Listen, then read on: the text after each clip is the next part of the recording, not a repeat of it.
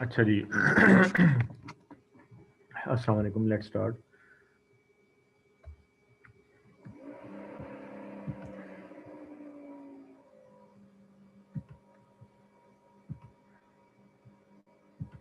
अच्छा, हम लोग जो एग्जांपल है 14.3 जो एग्जांपल है इसको हम देख रहे थे। ठीक है, तो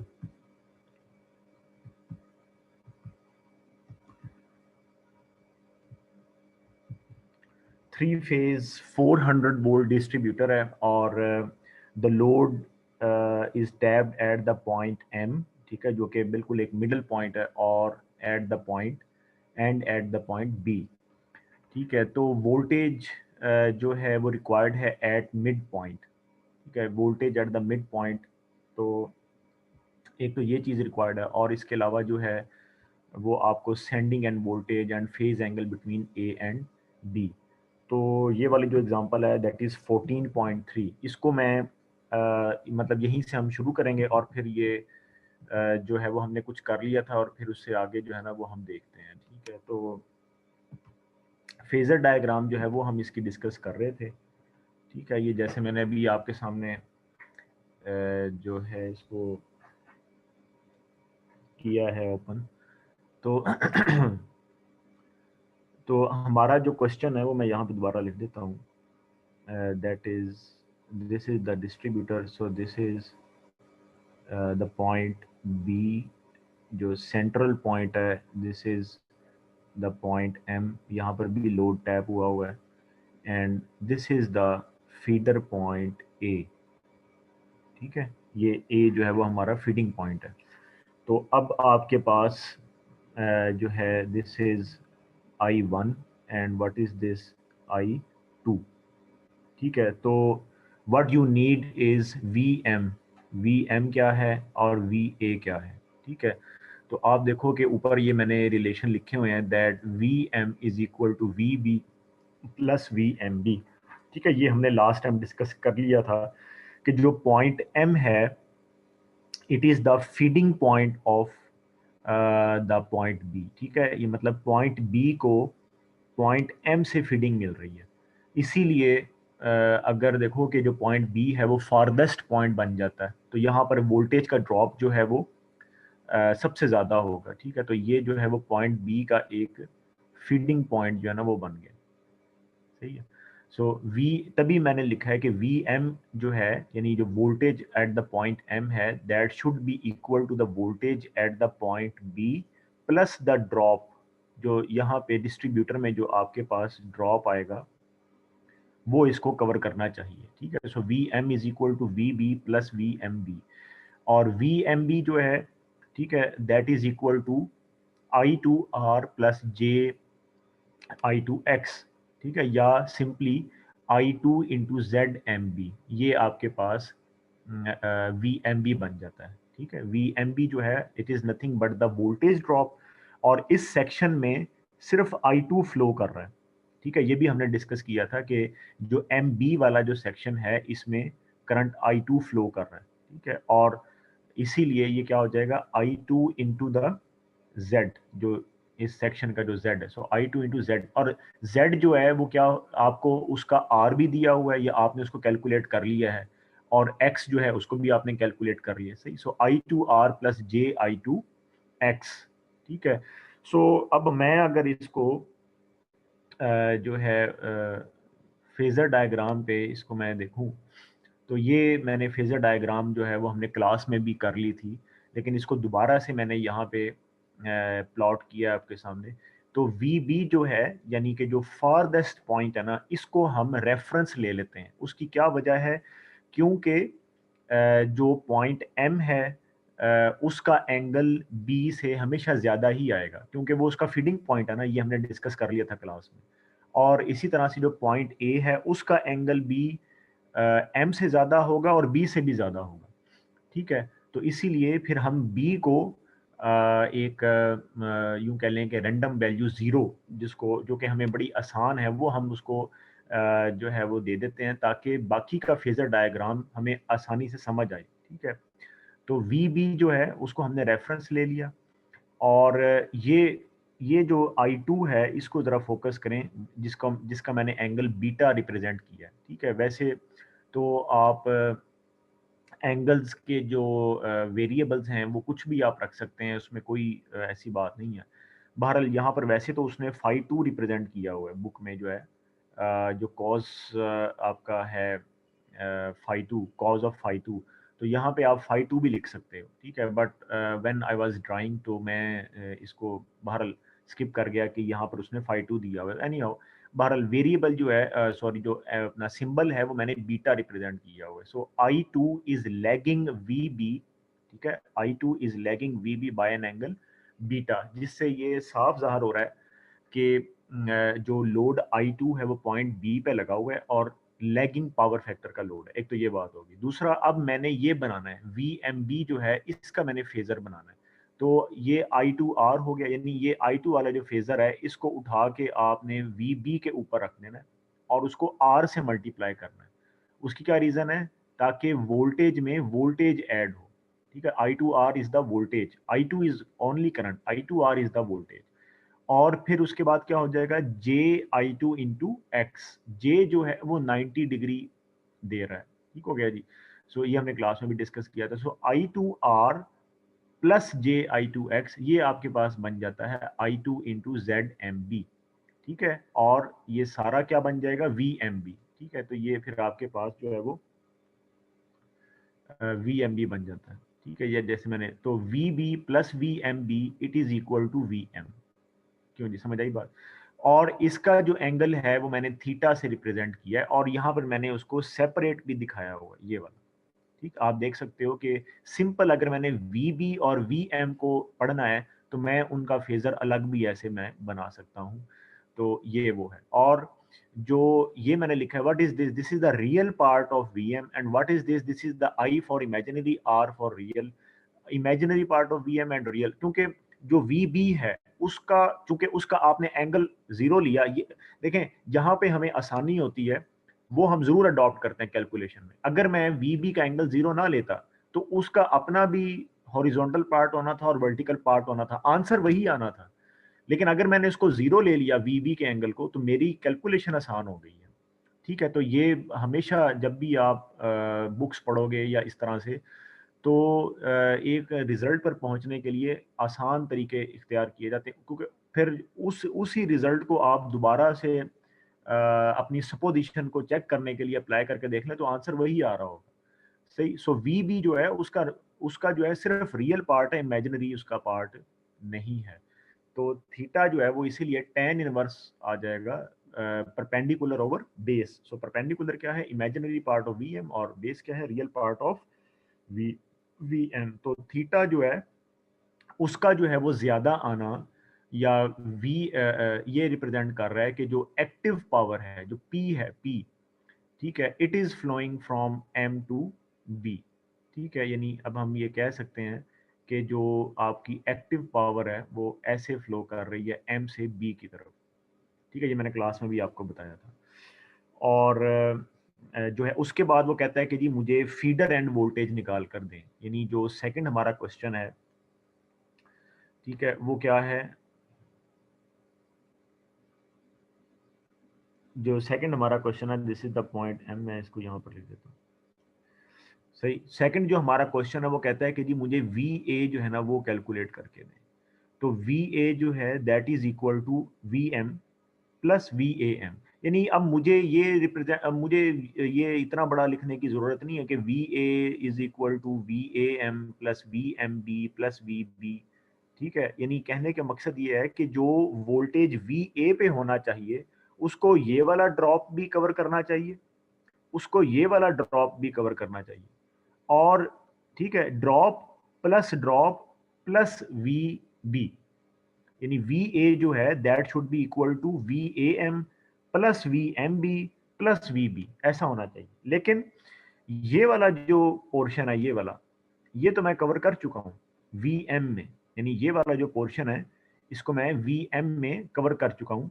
लिहाजा मैं अपना जो रिलेशन है उसको बहुत आसान आसान अब मैं लिख सकता हूँ कि VA is equal to VM plus VAM, ठीक है। तो इसीलिए अब हमारा काम आसान होगा, क्योंकि हमने, अगर मैंने वो काम ना किया होता जो अभी हमने पहले पार्ट ए में किया VM का, तो फिर ज़ाहिर बात है कि मुझे ये लंबा रिलेशन लिखना पड़ना था, क्योंकि मैंने पहला पार्ट भी तो नहीं ना किया, वो भी तो टाइम सेव ही हुआ। तो लेकिन अब वो चूंकि किया हुआ है, तो लिहाजा तब मैं ये वाला रिलेशन मैं लिख सकता हूँ। ठीक हो गई बात। तो नाउ अच्छा VM तो पता है हमारे पास, ये देखें, ये VM का जो फेजर है वो ऑलरेडी बना हुआ है, ठीक है जी। तो VM तक तो we are okay. Now what is VAM? ये वाला जो ड्रॉप है आपका, जो डिस्ट्रीब्यूटर में ड्रॉप हो रहा है, क्यों हो रहा है?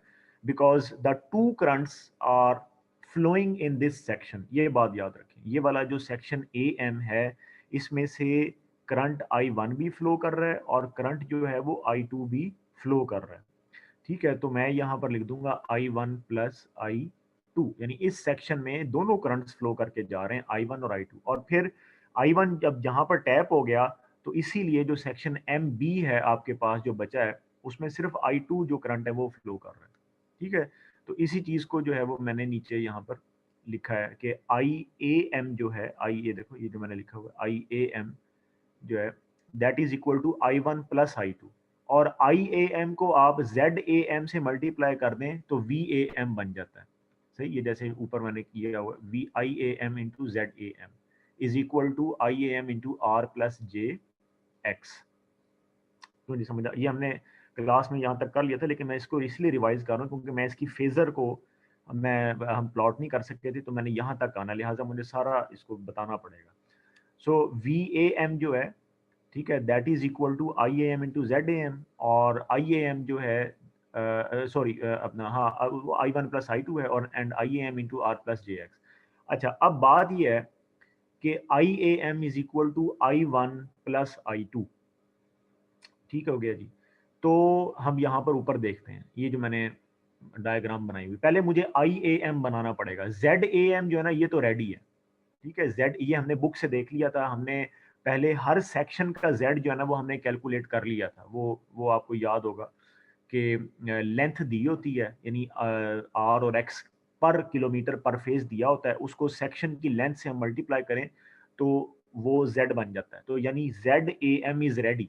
Now I have to make ready IAM, which is I1 plus I2. Now let's see the phasor diagram। ये जो मैंने phasor diagram जो है ना वो यहाँ पर ये वाली बनाई हुई है। देखो, अब I1 जो है वो लैग कर रहा है, या it should be lagging VM by some angle, ठीक है। वो क्यों? ये देखो, ये जो बुक है, इसमें हम इसको दोबारा एक दफ़ा बुक को देखते हैं, ठीक है। आप देखो कि ये जो उसने यहाँ पर जो लोड रिप्रेजेंट किया है I1, ठीक है, ये जो उसने यहाँ पर जो लोड रिप्रेजेंट किया है, अच्छा यहाँ नहीं लिख रहा, ठीक है, ये जो उसने यहाँ लोड रिप्रेजेंट किया है पॉइंट M पे, ये VM से लैग कर रहा है, और इसको उसने ऊपर बताया भी है, और ऐसे ही होता है, ठीक है। तो ये देखो, वो कहता है एट द, यहाँ से हम पढ़ेंगे, ठीक है, eight the point, at the mid point M of the distributor a current of 100 ampere is tapped, ठीक है। करंट ऑफ 100 एम्पेयर, यानी लोड लगा हुआ है 100 एम्पेयर का, कितने पावर फैक्टर पे लगा हुआ है? 0.6 लैगिंग। और ये 0.6 लैगिंग किसके रेफरेंस से है? क्योंकि लैग का मतलब ये होता है the current is lagging with the voltage. Now which voltage? So obviously with reference to the voltage VM, ठीक है। यानी इसका मतलब ये हुआ, छोटी सी यानी या सिंपल सी जो बात है वो ये है, इसका मतलब ये हुआ कि जब मैं इसको देखता हूँ, यानी जो अपनी मेरी फेजर डायग्राम है, तो मुझे ये बात समझ में आती है कि ये मेरा वोल्टेज VM होना चाहिए और ये IM होना चाहिए, बस। ये I2, सॉरी, हाँ I2 है, बात खत्म हो गई, ये एक्चुअली होना चाहिए, ठीक है। ये वाली बात हम कर रहे हैं। तो ये वाली बात को अब हमने, फेजर डायग्राम तो एक ही रहती है ना, सारे क्वेश्चन की फेजर डायग्राम एक ही होती है। मैं ये नहीं कर सकता कि, वरना फिर यानी कि एक पॉइंट का, एक नोड पॉइंट का दूसरे नोड पॉइंट के साथ आप रिलेशन स्टडी नहीं कर सकते। अगर आप अलग अलग फेजर बना लें, यानी एक बंदा ये कहता है कि I2 को VM से ऐसे रिप्रेजेंट कर दें और बात खत्म हो गई, लेकिन आपने I1 और I2 को प्लस भी तो करना है ना। I1 तो लैग कर रहा है VB से और I2 लैग कर रहा है VM से, तो दोनों सम नहीं हो सकते, ये एक्चुअली प्रॉब्लम है। ठीक है, मैं इसको दोबारा बता देता हूँ। यहीं पे क्लास में जो है ना वो बात हमारी लास्ट टाइम ख़त्म हुई थी कि ये वी बी है और ये आपके पास आई वन है और ये उसका एंगल है। ठीक है, तो I2 is lagging from VM and I1 is lagging from VB, so they cannot be added। यानी I1 अब I2 में ऐड नहीं हो सकता जब तक कि दोनों करंट्स को मैं मैथमेटिकली एक ही फेजर के रेस्पेक्ट से शो ना कर दूं। ये एक्चुअली समझने वाली बात है कि मैथमेटिक्स का जो रूल है, ये मैथमेटिक्स का रूल है। ठीक है, मैथमेटिक्स का रूल ये कहता है कि अगर आपने दो फेजर्स को सम करना है ना, तो उनकी नेचर एक जैसी होनी चाहिए, या यूं कह लें कि नेचर, तो नेचर नहीं, अगर आप यूं समझ लें मजीद के, यानी वो एक ही फेजर से रेफरेंस होने चाहिए। मिसाल के तौर पर अभी मैं आपको इसकी और भी एग्जांपल देता हूँ।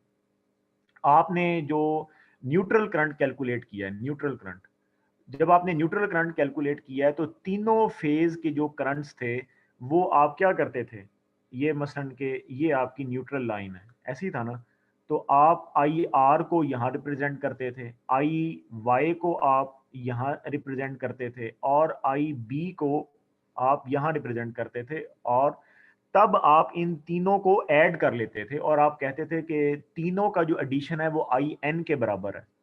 सिंपली हम इनको इसलिए ऐड कर लेते थे क्योंकि हमने इन तीनों को रेफरेंस के रेस्पेक्ट से रिप्रेजेंट किया हुआ है। बात समझ आ रही है? यानी same the phasors can be added और subtracted only when they are represented from the single reference। ये बात है, ये रूल है। ठीक है, मेरा ख्याल अब ये चीज क्लियर हो गई होगी।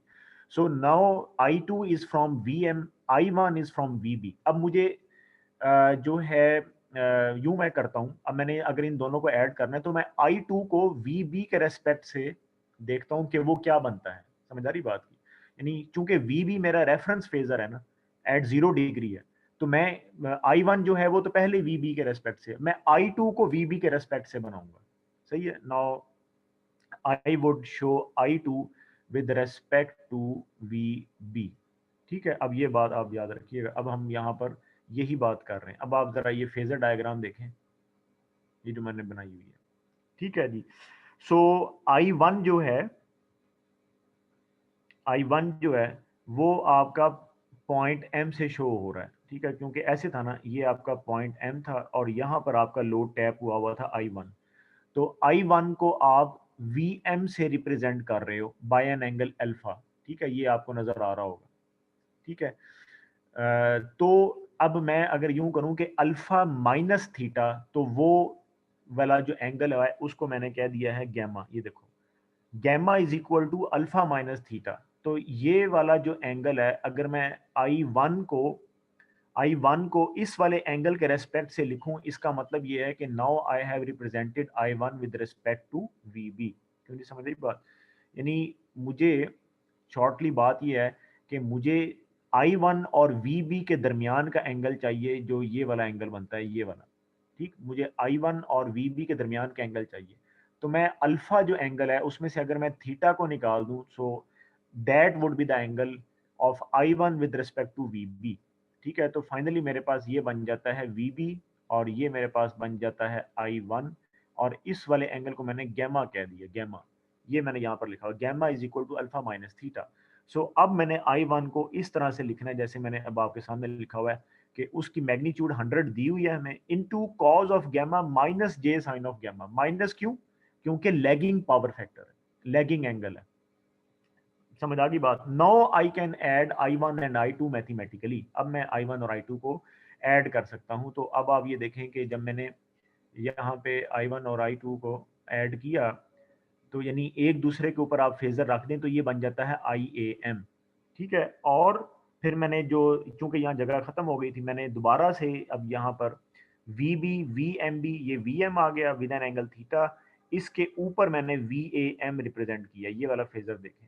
और ये कैसे VAM कैसे बना है? IAM into R plus JIAM into X. यानी फेजर में तो हम इस तरह से रिप्रेजेंट कर देंगे, और फिर VM प्लस VAM, ये आपके पास टोटल VA बन जाता है। इस वाले एंगल को मैंने फाई कह दिया। फाई इज इक्वल टू, अब मैंने अगर फाई कैलकुलेट करना है तो फाई किसके बराबर हो जाएगा, phi would be equal to tan inverse of imaginary part of V A by real part of V A, यानी कि ये इस तरह से बन जाता है, एक सेकंड, यानी ये इस तरह से बन गया जैसे मैंने पहले बताया था, this is V B and this is V A and this is what I am saying an angle phi, और this is the real part of V A जिसको मैं कह रहा हूँ, and this is the imaginary part of V A.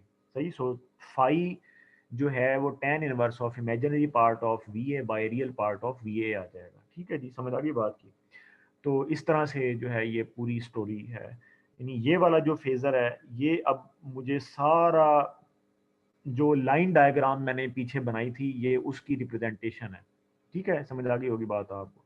तो एक जो network होता है ना, यानी जो कंक्लूजन है इसका वो ये है कि जो एक नेटवर्क होता है ना उसको रिप्रेजेंट करने के, प्लॉट करने के, कैलकुलेट करने के कई मेथड्स हैं।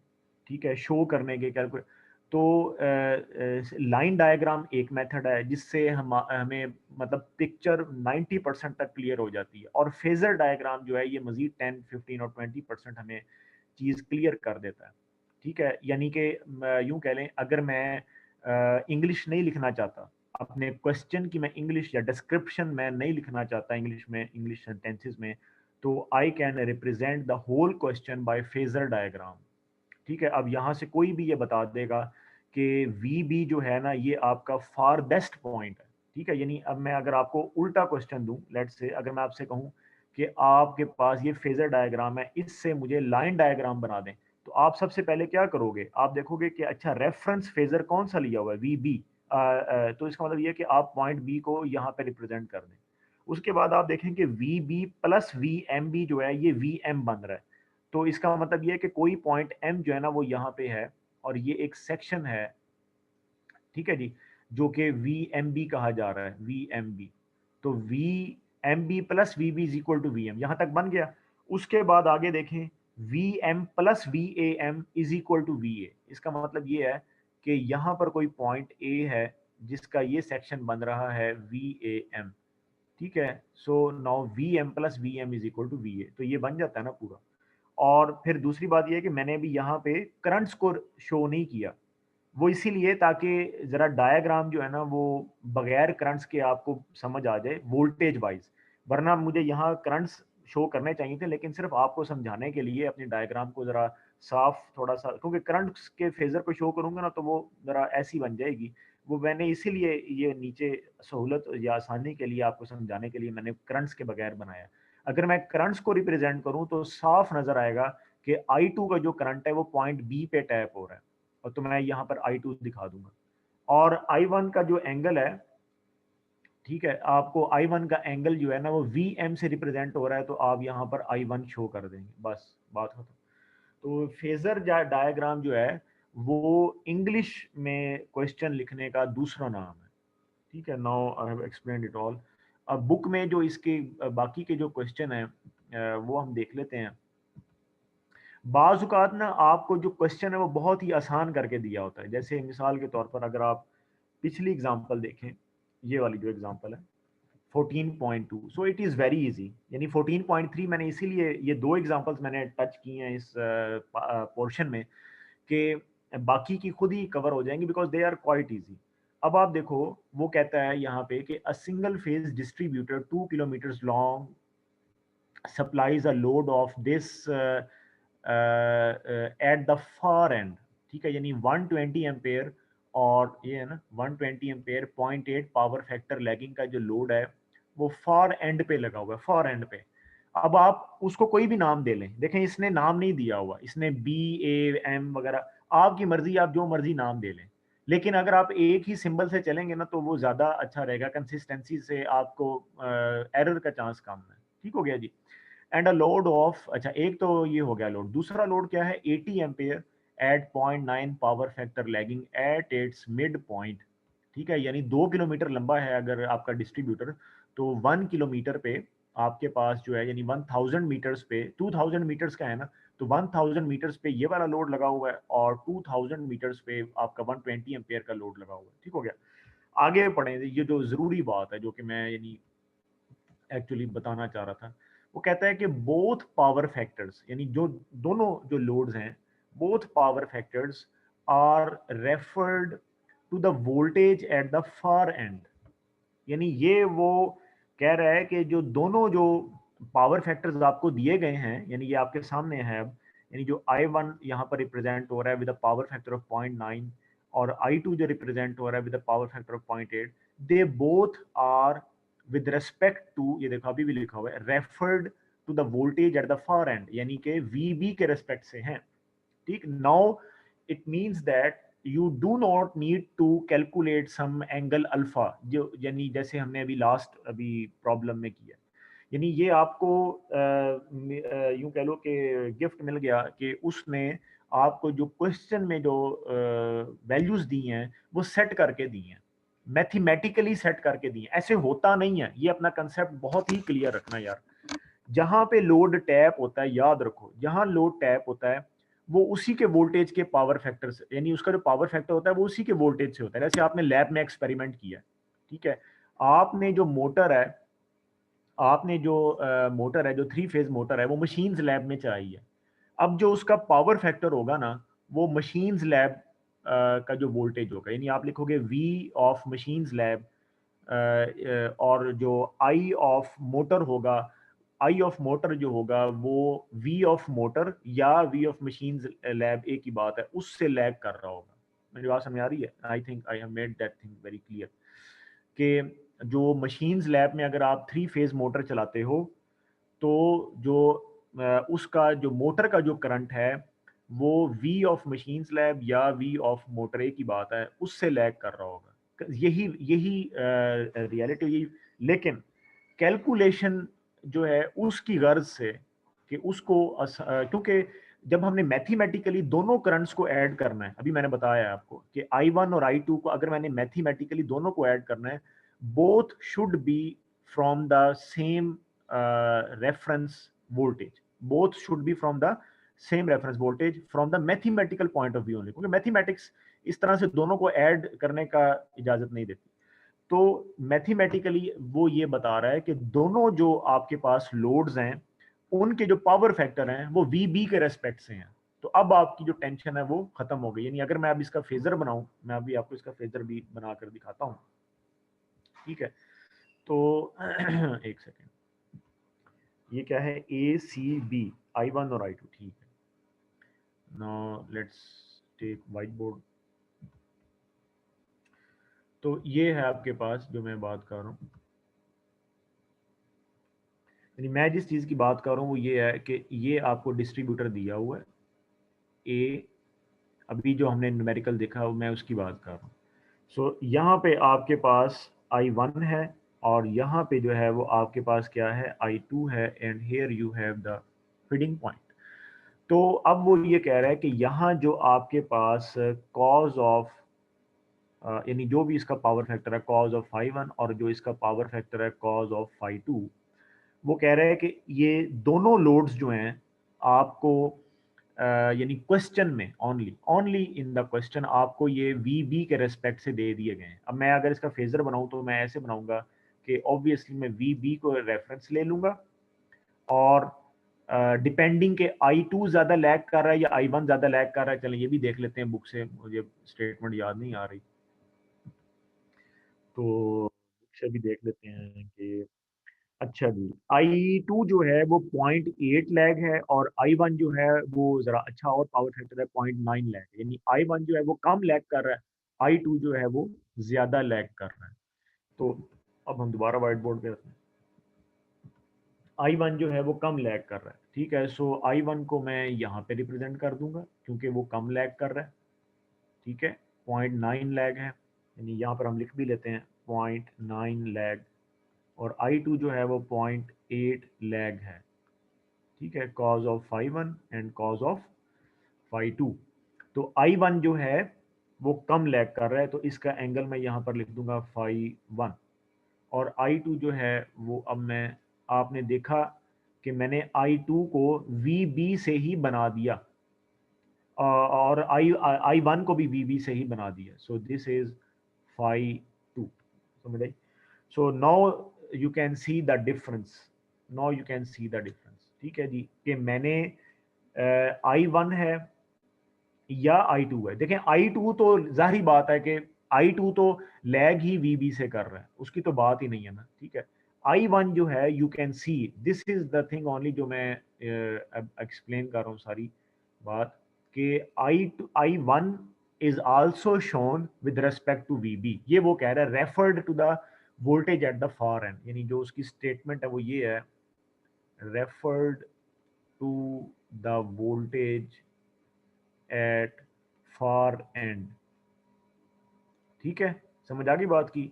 बोथ लोड्स, ये भी ऊपर लिखा हुआ, बोथ लोड्स, अब आपको इस बात की पूरी तरह समझ आ गई होगी।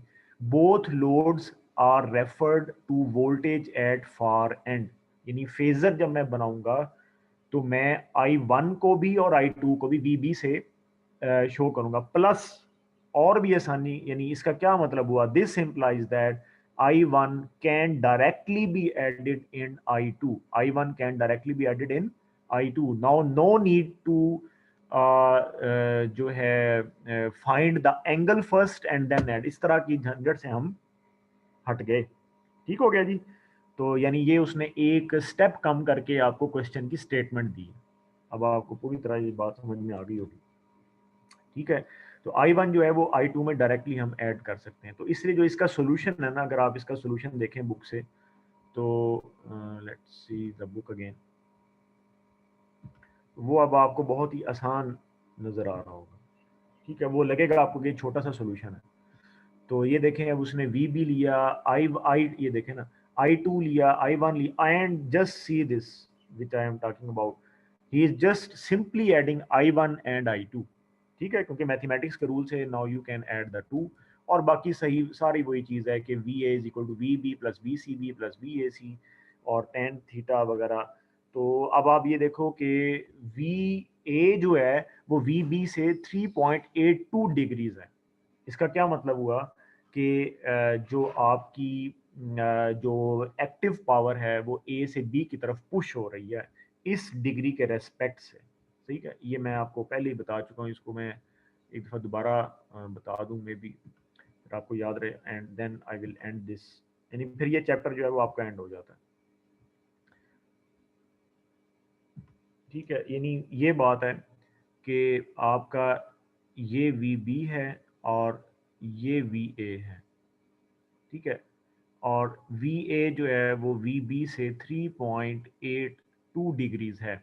बीच में no making no confusion VCB है, VCB है। ठीक है, और उसका कोई और एंगल बन रहा है, वो आप खुद कैलकुलेट कर लें।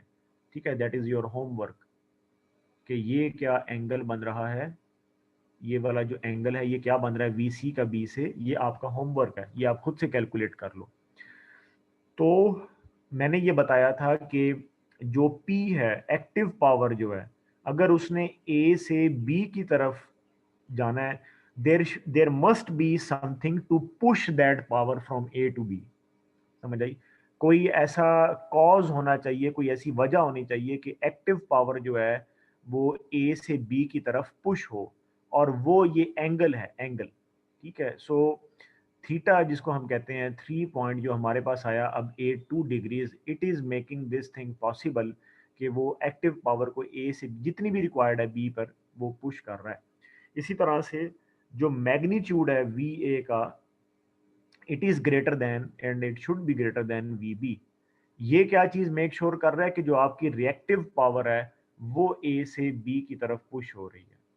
सही, इसी तरह से आप देख सकते हो कि A का जो एंगल है वो C से भी ज्यादा है, क्योंकि जाहिर बात है C पे भी लोड लगा है, लेकिन C का एंगल B से ज्यादा है क्योंकि B का जो फीडिंग पॉइंट है वो C है। समझ आई? तो ये वो बात है। ये जो मैंने भी आपको ये सारी चीजें बताई हैं, ये हमारे पास रेडियल नेटवर्क है, रेडियल नेटवर्क। ठीक है, नेटवर्क की हमने, आपको याद होगा, बड़ी टाइप्स पढ़ी हैं। तो ये आपके पास रेडियल, रेडियल नेटवर्क में क्या होता है, ये रेडियल नेटवर्क है। ठीक है, ये पॉइंट C, ये पॉइंट B, ये पॉइंट A, ये आपके पास रेडियल नेटवर्क है। ठीक है, जिसमें जो हर अगला टैब्ड पॉइंट है, पिछला पॉइंट उसका फीडर पॉइंट बन जाता है।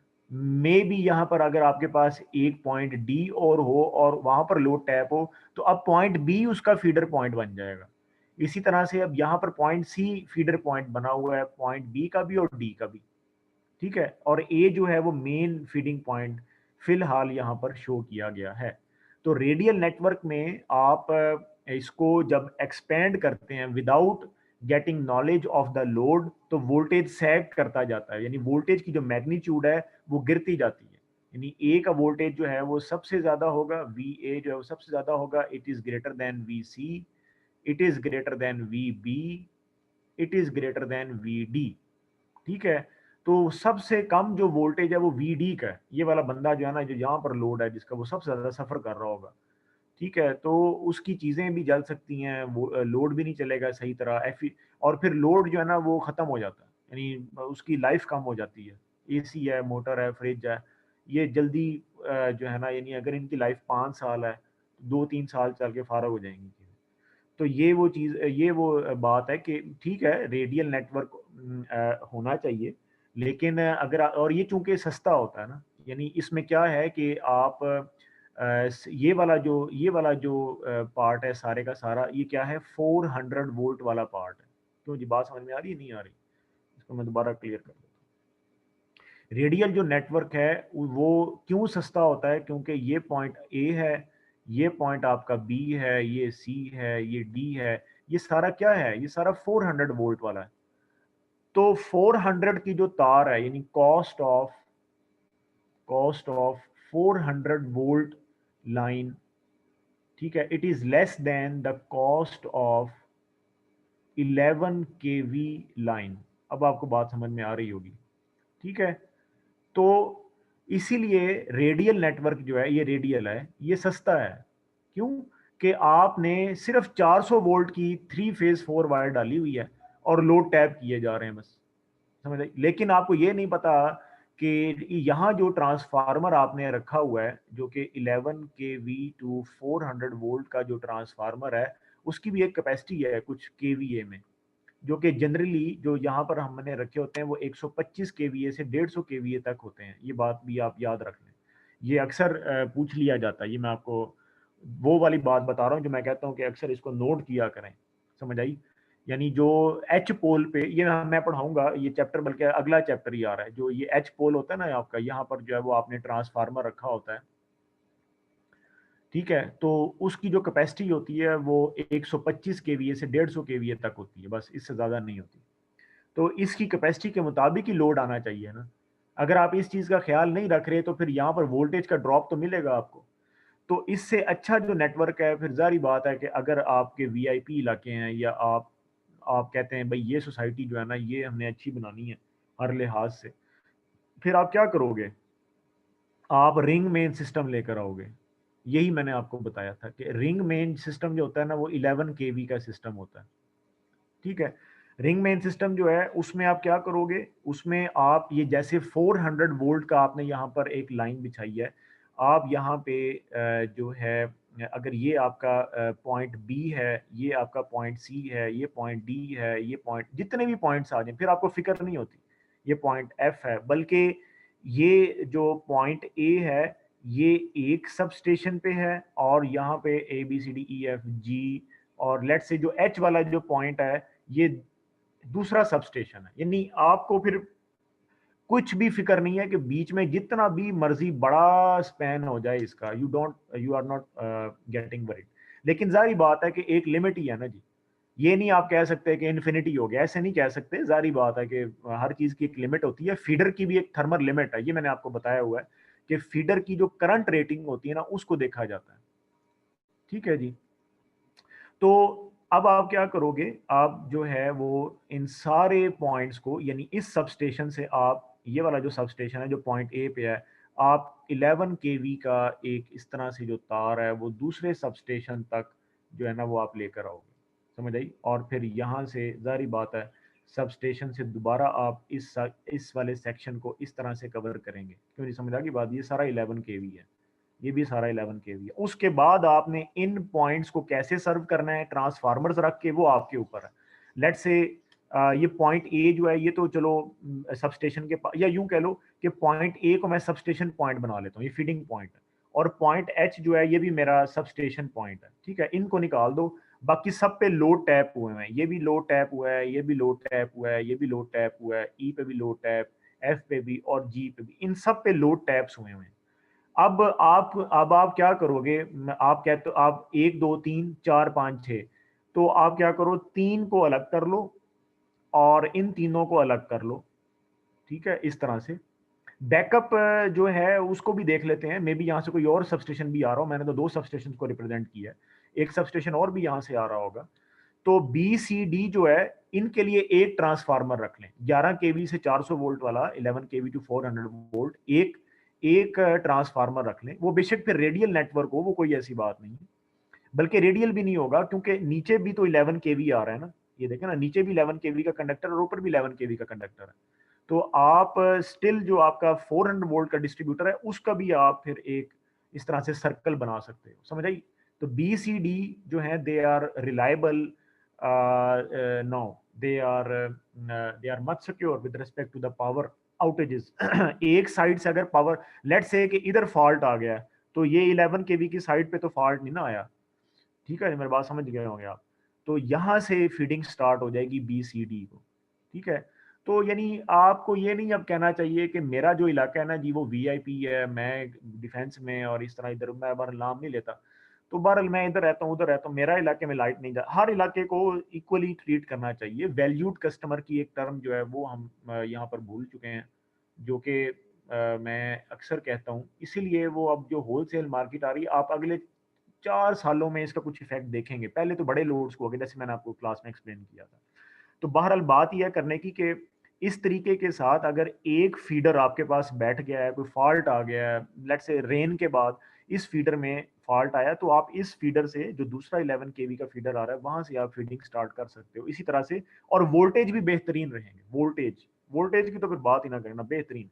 यानी अगर कस्टमर अपने घर में वोल्टेज स्टेबलाइजर लगा रहे हैं ना, इसका मतलब ये है कि आप ये अंदाजा लगा लें कि इस वक्त क्या सिचुएशन हुई पड़ी है कि एक डी वाले बंदे को अपने घर में वोल्टेज स्टेबलाइजर लगा कर चीजें चलानी पड़ती हैं। ये हालत जो है ना इंतहाई कसम पुरसी की हालत है, ये बात याद रखें। और ट्रांसफार्मर जो खराब होने के आपको वो पता चलते, ट्रांसफार्मर ही उड़ गया, ट्रांसफार्मर गर्मियों में सारी सारी रात एक एक दो दिन, जारी बात है, इतनी इतना बड़ा जो ट्रांसफार्मर है वो फिर उसको उतार के इंस्टॉल करना, उसको क्रेन से पहले वो डंपर में रखते हैं, फिर डंपर पे लेकर आएंगे।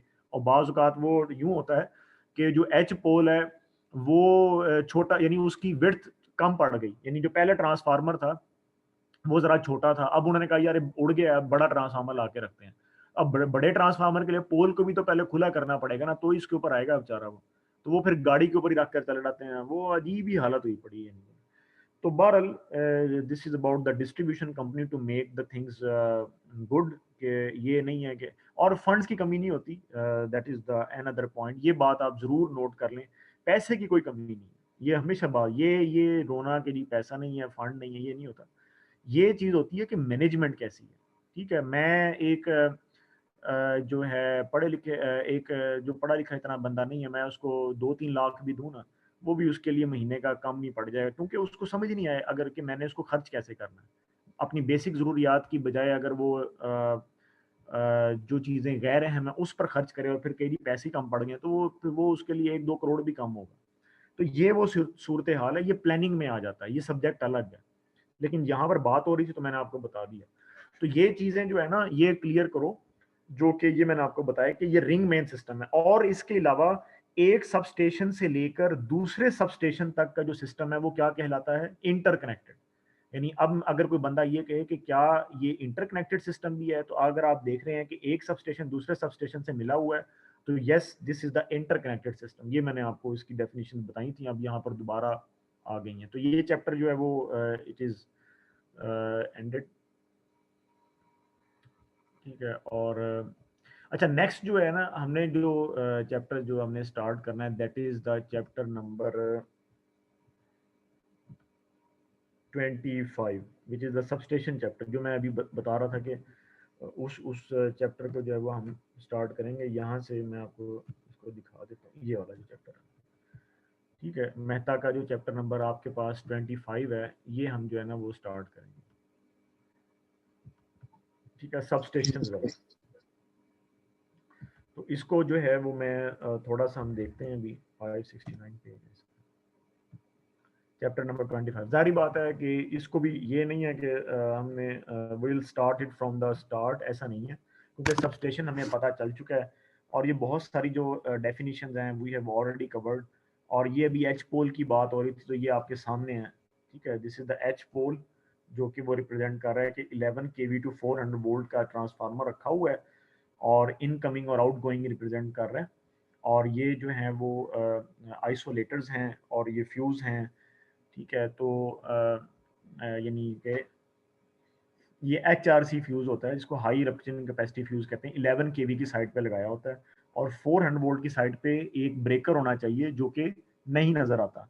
ठीक है, तो बुक में बाज़ लिखा होता है, क्योंकि वो स्टैंडर्ड बता रहा होता है कि 400 वोल्ट की जो डिस्ट्रीब्यूशन साइड है वहाँ पे ओ सी बी से मुराद है ऑयल सर्किट ब्रेकर, यहाँ पर होना चाहिए।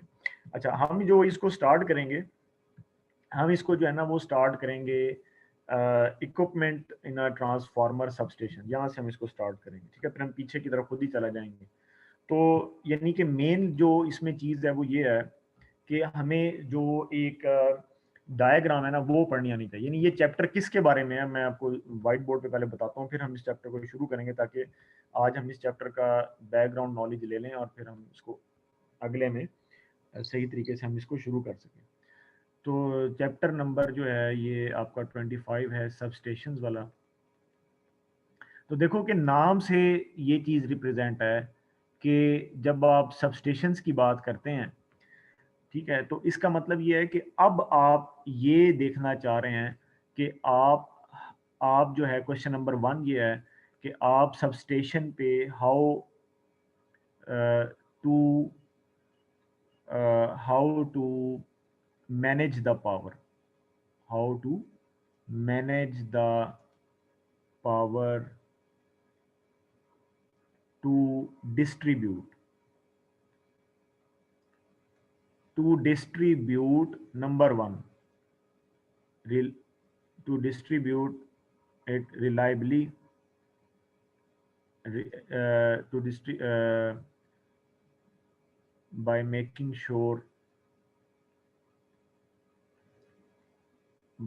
sure reliability of the power। ठीक है, सिक्योरिटी। ठीक है, तो ये दो चीजें जो है ना, वो सिक्योरिटी से मुराद ये है, ये ना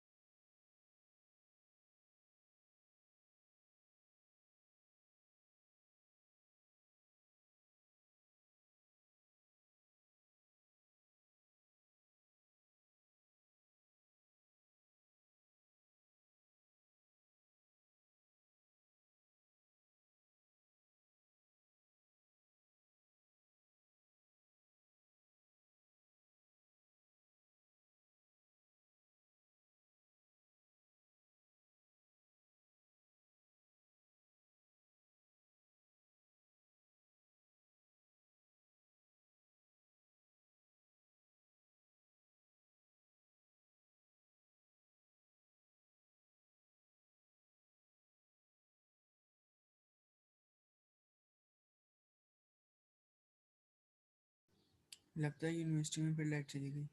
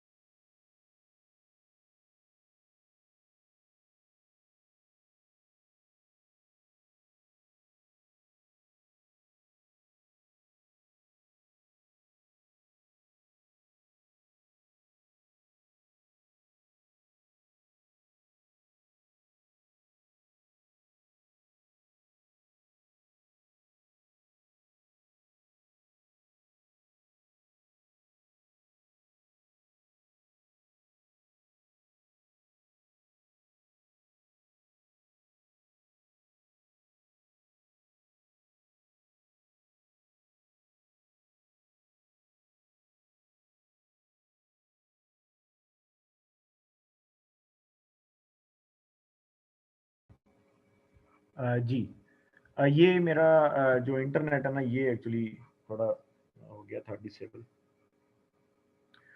तो आई डोंट नो क्या वो जो रिकॉर्डिंग है वो दूसरी आएगी या इस तरह से बाहर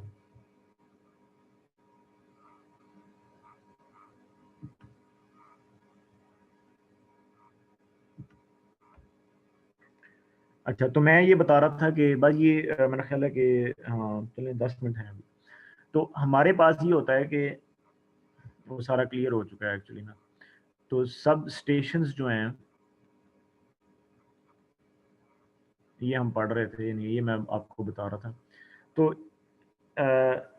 मैनेजिंग द पावर जो है ना, ये हम एक्चुअली बात करते हैं, मैनेजिंग पावर, सही है, तो कि how to manage the power. तो यानी हमारे पास अब जो तरीके हैं वो क्या है कि मैनेजिंग पावर जो है ना, उसमें हमने ये मेक श्योर करना होता है, यानी ग्रिड या सबस्टेशन जो है आपके पास, उसने ये मेक श्योर करना होता है, मैनेजिंग पावर, ग्रिड या सबस्टेशन ने ये मेक श्योर करना होता है पावर को मैनेज करते हुए कि कॉस्ट भी देखनी है, रिलायबिलिटी भी देखनी है, ठीक है, और नंबर 3 जो है वो क्या है, सिक्योरिटी, ये भी देखनी है। तो सिक्योरिटी का तो मैं आपको बता चुका हूँ। रिलायबिलिटी का मतलब ये है कि आपकी जो पावर है वो डिसकंटिन्यू ना हो, और कॉस्ट जो है इसका मतलब ये है कि आपने कॉस्ट को कम से कम रखना है, ठीक है। तो अब मैं कॉस्ट और रिलायबिलिटी पर जो है ना वो मैं बात करूँगा। अगर मैं कॉस्ट को देखूँ सबसे पहले, अगर हम कॉस्ट की बात करें, तो इसका मतलब ये है कि हमें ये पता होना चाहिए कि जो सबस्टेशन पर जो इक्विपमेंट होता है ना, वो कौन-कौन सा होता है।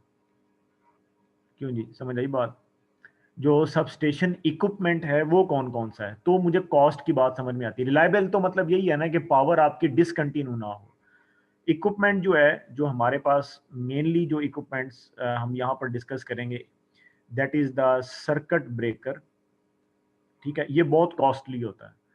और isolators number 2, isolator, isolator is nothing but the, आपने देखा होगा जो मशीन्स लैब में जो पैनल पड़ा है, उस पर जो रेड कलर का जो स्विच है, या बल्कि आपके घरों में जो मेन पैनल है उस पे जो नॉब होती है ना, एक सिलेक्टर स्विच जिसको हम कहते हैं, तो ग्रिड लेवल पे चूंकि उसका वोल्टेज और करंट और वोल्टेज बहुत ज्यादा होता है, इसलिए हम उसको आइसोलेटर बोलते हैं, ठीक है। तो ब्रेकर है, आइसोलेटर है, फिर उसके बाद आपके पास जो है वो अगर मैं बात करूं तो मीटरिंग है, मीटर, मीटर्स, ठीक है। फिर अगर हम बात करें तो आपके पास जो हैं वो रिलेज हैं, ठीक है, प्रोटेक्शन, प्रोटेक्टिव रिलेज हैं, बल्कि जो रिले है वही सर्किट ब्रेकर को ट्रिप करवाती है। फिर ये जो है ना, जो नंबर 5 है, उसमें जो ऐसे है, मैं ऐसे लिखूंगा 4, 3 एंड 4, यानी जो पॉइंट आपके पास 3 है मीटर्स का और रिलेज का, इसके लिए आपको करंट ट्रांसफार्मर चाहिए होते हैं, करंट ट्रांसफार्मर्स जो कि करंट को स्टेप डाउन करें, क्योंकि जो मीटर होता है ना उसको इतना ज़्यादा करंट आप दे नहीं सकते, ठीक है। करंट ट्रांसफार्मर्स और पोटेंशियल ट्रांसफार्मर्स, पोटेंशियल ट्रांसफार्मर्स, क्यों नहीं समझ आ रही बात की। और फिर नंबर 6 जो है वो ये आपके पास आ जाता है कि 1 से लेके 5 तक जो है ना, नंबर 6 में मैं क्या लिखूंगा कि जो पॉइंट नंबर 1 से लेके 5 तक जो मैंने सारा लिखा है, इस सारे के लिए मैंने पैनल बनवाना है, पैनल, यानी इस यानी अब बंदा ये कहे कि अच्छा ये कैसे याद रहेगा, यानी इस सारी चीज को एक लफ्ज में अगर मैं बताना चाहूं तो पैनल, यानी ग्रिड पे जो पैनल मैंने खरीदना है, जैसे घर में आपने जब लाइट को लेकर आना है, मीटर जब आपका बाहर लगा हुआ है, तो आप पहले मेन पैनल बनवाते हैं, मेन पैनल पे ब्रेकर भी लगा होता है आपका, सिलेक्टर स्विच भी लगा होता है। हमारा चूंकि छोटा लोड है 230 वोल्ट का, लिहाजा ये दोनों चीजें होती हैं। अब फ्यूज तो खत्म ही हो गए, पहले फ्यूज लगे होते थे, अब ब्रेकर लगा होता है और सिलेक्टर स्विच लगा होता है। इससे ज्यादा तो, या वो लाइट्स लगी होती हैं छोटी छोटी जो बता रही होती हैं। एम मीटर और वोल्ट मीटर भी लोग लगवा लेते हैं थोड़ा सा, ठीक है ना। देखे ना ये चीजें आ रही है ना। रिले जो है वो इसलिए अलहदा नहीं लगी होती क्योंकि ब्रेकर जो होता है वो रिले वाला ही होता है, यानी रिले इंटीग्रेटेड ब्रेकर होता है हमारा, ठीक है। और करंट ट्रांसफार्मर, पोटेंशियल ट्रांसफार्मर की जरूरत ही नहीं पड़ती क्योंकि करंट इतना ज्यादा नहीं होता। तो पैनल जो है वो ग्रिड पे भी रिक्वायर्ड होता है, लेकिन ग्रिड पे उसकी कॉस्ट जो होती है वो बहुत बढ़ जाती है। क्यों नहीं समझ आ रही ना बात। और ये मैंने आपको फिर बताया था कि अगर मैं अब पैनल की बात करूं, यानी कॉस्ट की बात हो रही है, तो पैनल जो है वो आपका बनता है जो है 400 वोल्ट का, 400 वोल्ट का पैनल बनता है, 11 केवी का पैनल बनता है, यानी 400 वोल्ट से लेके 11 केवी तक का पैनल बनता है। इसमें 3.3 केवी भी आ जाता है, 6.4 केवी भी आ जाता है। ये वाले जो दो लेवल्स हैं ये फैक्ट्रीज में इस्तेमाल होते हैं ज़्यादातर, फैक्ट्रीज में। ये वाले जो लेवल हैं ये वापडा, ये अपना आपका जो लेस्को है वो इस्तेमाल करता है, ठीक है, 411 के भी। और इसके अलावा जो आपका ज़रा ज़्यादा लेवल है वो 33 केवी का है, वो भी, उसके भी पैनल बनते हैं। ये भी ऑन डिमांड ही बनेगा, अगर कहीं कोई ऐसी जगह है जहाँ पर आपको 33 केवी रिक्वायर्ड है तो वहाँ पर ये भी बन जाता है। और ये कहाँ पर रिक्वायर्ड होता है मैं आपको बताता हूँ। बाज़ औक़ात आपने ये सोलर वो लगाया होता है पार्क, सोलर पार्क या विंड पार्क। अब सोलर जो है वो आपको 33 केवी डीसी दे रहा है, तो ज़ाहिर बात है कि उस 33 यानी 33 केवी को आप एसी तो बनाएंगे ना, उसके बाद ही फिर बेशक आगे आप उसको 11 केवी करेंगे या समथिंग लाइक दिस। तो 33 केवी का पैनल तो आ गया ना वहाँ पे, लेकिन 33 केवी से बड़ा पैनल नहीं आप बनाते। क्यों? क्योंकि वोल्टेज इतने हाई होते हैं कि छोटा सा पैनल जो है ना वो बर्स्ट हो सकता है।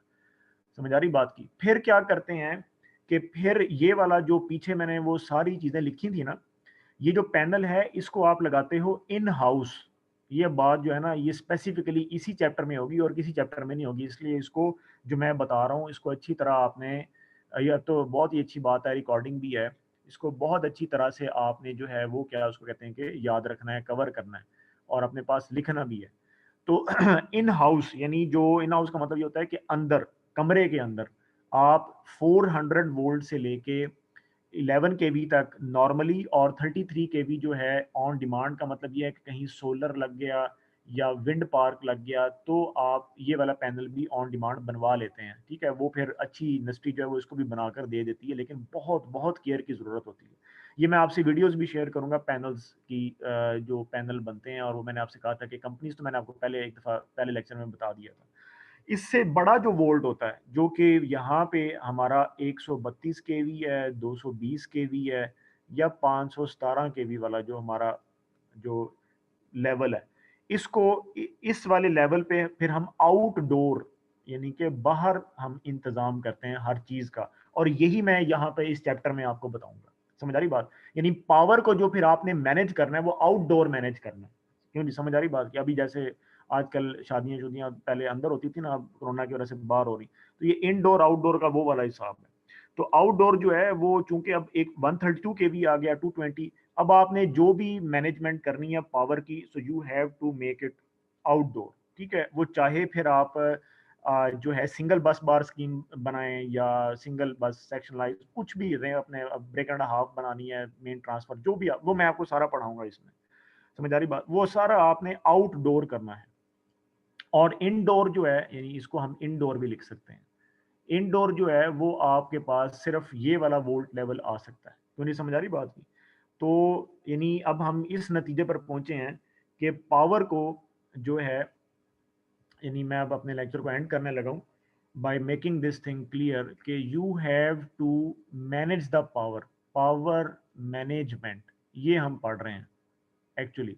Okay, power management at the grid, के पावर की जो मैनेजमेंट है वो ग्रिड पर कैसे की जाती है। So we have two types, one is called the indoor type, ठीक, and one is called the outdoor type.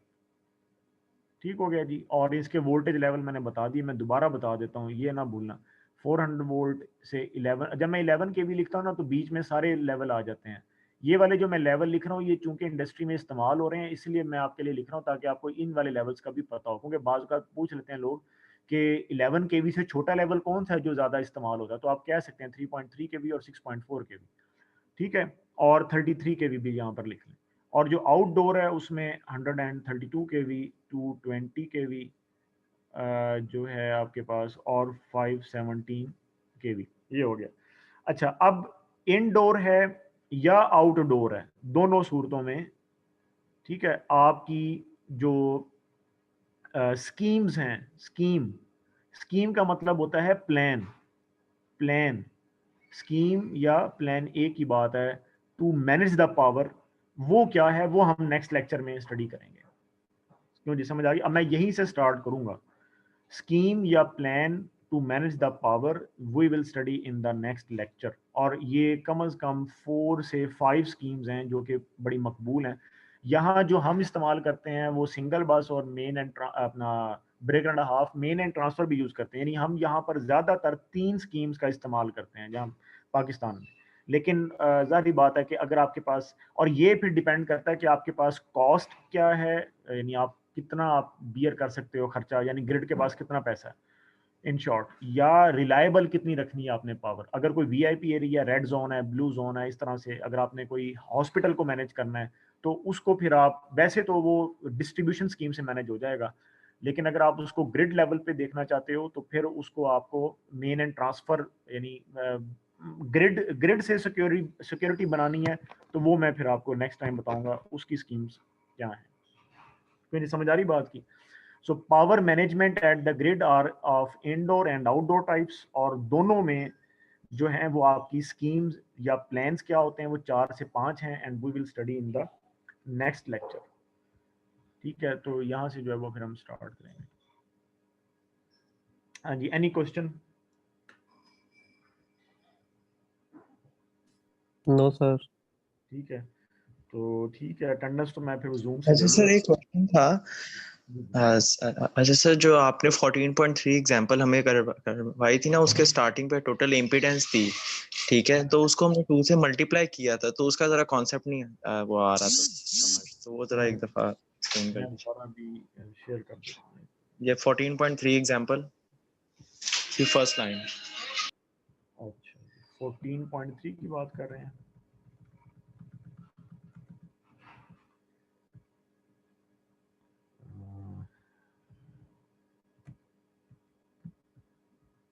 अच्छा, ये वाली जो है, ठीक है, जी सर। वो कहता है कि a single phase distributor 1 kilometre long. अच्छा, अब ये जो है ना वो सिंगल फेज की बात कर रहा है, यानी कि जो आपका 3 फेज 4 वायर है उसमें से सिंपल एक फेज को ले लिया और उसके साथ न्यूट्रल को ले लिया, ठीक है। तो यानी अब इसमें फेज और न्यूट्रल आ गए। 1 kilometre long has resistance and reactance per conductor of 0.1 and 0.15 ohm respectively, यानी कि न्यूट्रल का भी यही रेजिस्टेंस और रिएक्टेंस है, और जो है आपका जो फेज है येलो वाला, या हाँ, कोई उसका भी यही है। उसका भी यही है। तो वो क्या कर रहा है, वो इसको इसीलिए 2 से मल्टीप्लाई कर रहा है ताकि ताकि फेज और न्यूट्रल दोनों का आ जाए। मैं अभी आपको ये व्हाइट बोर्ड पे बताता हूँ। ये अच्छा ठीक है किया सर, आपने। इसकी सर आइडेंटिफिकेशन ऐसे भी हो सकती है ना, अगर क्वेश्चन में आ जाए ये पर फेज, जी जी जी, तो हाँ, तो फिर हम उसको 2 से ये मल्टीप्लाई कर लेंगे उसकी इम्पीडेंस को जो हाँ, हमारे ये पास देखें ना, होगी। ये मैं आपको भी बताता हूँ। ये देखें, ये है आपका 3 फेज, ये हो गया जी 4 वायर, ठीक हो गया जी। ये हो गया आपका red, yellow, blue, and this is blue neutral. And the neutral. हाँ, अब वो ये कह रहा है, अब वो ये कह रहा है मिसाल के तौर पर, वो कह रहा है कि यहाँ पे आप ब्लू को ले लें, ठीक है, क्योंकि वो कह रहा है सिंगल फेज। सिंगल फेज का मतलब ये है कि नाउ ब्लू एंड न्यूट्रल, ठीक है। अगर सिंगल फेज ना कहता तो फिर तीनों फेज और न्यूट्रल आना था, ठीक हो गया लेकिन सर। अब वो चूंकि सिंगल फेज कह रहा है, तो सिंगल फेज का मतलब ये है कि ब्लू या येलो या रेड एंड न्यूट्रल। अब यहाँ पे लोड टैप हुआ है आपके पास, यहाँ पे, ठीक हो गया। और लेट से कि एक लोड आपके पास ब्लू पे यहाँ पे टैप हुआ, यानी यहाँ पे आपके पास हाउस नंबर, हाउसेस जो हैं वो 1 से लेके 5 तक हैं, और मिसाल के तौर पर यहाँ पर हाँ, आपने 5 to 10। हाउसेस जो हैं वो आपने 6 से लेके 10 तक आपने यहाँ पे टाइप कर लिए, मतलब लंप कर लिए, और ये बाकी ठीक हो गया। और न्यूट्रल जो है वो एज सच यहाँ तक जा रहा है। तो ये आपके पास एक सेक्शन बन गया, ये आपके पास एक सेक्शन। अब वो क्या कर रहा है, वो R प्लस JX जो है वो आपको पर कंडक्टर का दे रहा है। पर कंडक्टर से मुराद है कि ब्लू का भी यही है और न्यूट्रल का भी यही है। तो टोटल सेक्शन का क्या बन गया, मल्टीप्लाई बाय 2। ये बात ठीक हो गया, मतलब समझ उसकी आई? इम्पीडेंस को 2 सेक्शंस में वो उसको कर रहा है। जी जी, यानी मैं नहीं, मैं आपको ये बता रहा हूँ कि जो एक सेक्शन है ना वो ये है, ये एक सेक्शन है ये वाला। यानी अब ठीक है, इस सेक्शन में एक बंदा कहता है कि यार टोटल सेक्शन की इंपीडेंस क्या है, तो आप कहते हैं कि भाई पर कंडक्टर तो मुझे पता है कि R और X क्या है, लेकिन जब मैं टोटल सेक्शन की निकालूंगा तो मुझे 2 से मल्टीप्लाई करना पड़ेगा, क्योंकि सेक्शन में फेज के साथ न्यूट्रल भी आ रहा है। तो इसको ठीक आप हो गया बेशक पॉइंट M कह दें, इसको आप बेशक पॉइंट कह दें, G कह दें, कुछ भी कह दें। ठीक है, तो अगर वो ठीक। कहता है कि एम जी की जो वैल्यू है वो क्या है, तो आप कहेंगे कि ठीक है जी, आप फिर से यूं ही करेंगे, आप कहेंगे कि 2 मल्टीप्लाई R प्लस JX तो मैंने कर लिया था, लेकिन इसके साथ हम मुझे लेंथ भी देखनी पड़ेगी कि इस सेक्शन की लेंथ क्या है, और इसी तरह से इस सेक्शन की लेंथ क्या है, उसके साथ भी मुझे 2 इंटू R प्लस JX को मल्टीप्लाई करना पड़ेगा। ठीक हो गया सर। समझ आ रही बात? यानी जी जी सर, आगे बस इन अ थंब, इन अ नटशेल, जो एक सेक्शन है वो होता है फेज प्लस न्यूट्रल, और अगर ठीक वो आपको पर कंडक्टर देता है इंपीडेंस, तो उसको आपको फिर 2 से 2 से मल्टीप्लाई करना पड़ेगा, मल्टीप्लाई। और लेंथ से भी आगे मल्टीप्लाई करना पड़ेगा जो उस पर्टिकुलर सेक्शन की लेंथ है। क्योंकि मे बी ये जो आपने घर लिए हैं 1 से 5, ये फासला बनता हो 400 मीटर्स का, और M और से एक G मतलब तक का 600 का। ये 600 मीटर्स में भी बनता हो। ठीक ये है सर, एक्चुअली बात है। आगे। ठीक है सर, ठीक है, आगे सर। तो ये यहाँ पे मैं एक मिनट देख लूं कि, तो ये देखो ना, ये अब इक्वली टैप किए हैं उसने हमारी आसानी के लिए। उसने कहा चले जी 500 मीटर पे आप कुछ घर रख लें, 500 मीटर पे आप कुछ घर रख लें, ठीक है। ठीक तो है सर, ठीक। इसीलिए इसीलिए जब वो 500 मीटर ले रहा है ना, तो वो पहली वाली वैल्यू बन जाती है। क्यों जी, ऐसे ही है ना? ऐसे ही है। ठीक है, तो एक्चुअली ये बात है। तो ठीक है ये सर, कह रहा है कि 0.1 प्लस 0.15 जो है, यानी ये total impedance of the distributor जो है ये मल्टीप्लाई 2 करके आ जाएगी। और जब आपने इसको लेंथ से देखा है, क्योंकि वो पर किलोमीटर दे रहा है ये, यानी ये आपको जो वैल्यू दे रहा है ये पर कंडक्टर ऑफ 1 किलोमीटर है। देखे ना ऊपर लिखा हुआ है उसमें, यानी ये वाली जो अब आपके पास वैल्यू है ये ना सिर्फ पर कंडक्टर है बल्कि पर किलोमीटर है। तो जब आप इसको 2 से मल्टीप्लाई करोगे और 500 मीटर पे निकालोगे, वो 2 खुद ही दोबारा कैंसिल हो जाता है। क्यों नहीं समझ आ रही बात? जी जी सर, आगे समझ। ठीक है ना? यस सर, आगे। यानी ये जो 0.1 ओम प्लस J 0.15 ओम है, ये 1000 मीटर्स पे है और पर कंडक्टर है। पहले आप उसको पूरे सेक्शन की निकालो मल्टीप्लाई 2 करके, अब वो 1000 मीटर पे टोटल सेक्शन की आ गई। अब आपने उसको 500 मीटर्स पे निकालना है, तो उसको जाहिर बात है हाफ कर देंगे, तो वो दोबारा 2 कैंसिल हो जाता है। ये हो रहा है यहाँ पे एक्चुअली। ठीक है, ये बात है। हाँ जी, क्लियर होगी ये बात?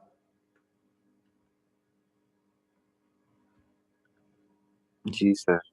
ठीक हो गया, चलो ठीक है। ये अच्छा हो गया, ये सवाल आपने पूछ लिया। ये जब आप पूछते हैं तो ही क्लियर होता है। ये सेक्शन का जो कंसेप्ट है ये इस तरह से है। ठीक है ठीक है, सर। तो इसको ओके। पढ़ लेना। मजीद अगर कोई क्वेश्चंस हो तो बिल्कुल नेक्स्ट लेक्चर में पूछ लेना, I will make them clear इंशाल्लाह। ठीक है सर, इंशाल्लाह। ठीक है, चलो ठीक है, फिर लेट्स एंड दिस मीटिंग।